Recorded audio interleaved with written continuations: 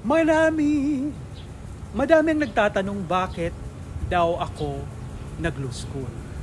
Una, wala talaga sa hinagap ko o wala sa plano ko na mag-law school.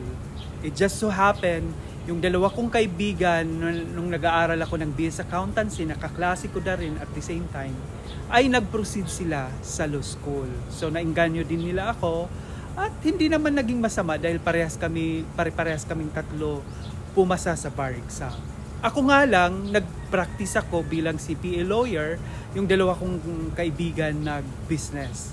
So sila, mayaman na ngayon, ako, komportable din lang ang buhay ko. Sila talaga super mayaman na. Ako komportable yung buhay. So, bakit mahirap ba ang pag-law school?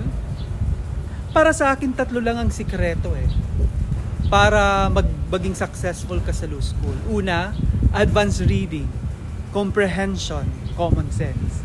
Bakit advanced reading? Kailangan kasi para hindi ka mabubulaga pag nasa school ka na tinanong ka ng professor mo. Dapat advance ka sa mga bagong batas, binabasa mo yan.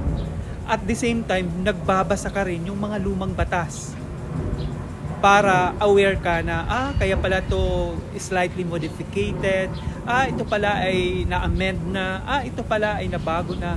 So, nalalaman mo yung bago at lumang batas na kukumpare mo. Pangalawa, comprehension.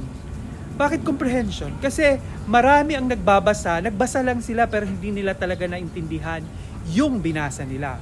So, kailangan comprehension. Dapat pag binasa mo, naintindihan mo para hindi ka nawiwindang o nami-mislead sa mga opinion mo o sa magiging sagot mo sa classroom.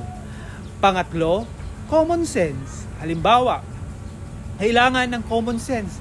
Halimbawa, nagkaroon ng isang naponentehan ang isang judge nagponente sa isang kaso. Dapat alamin mo bakit 'yon ang naging desisyon nung nagponente nung kaso na 'yon. Common sense. Oo. 'Yun lang.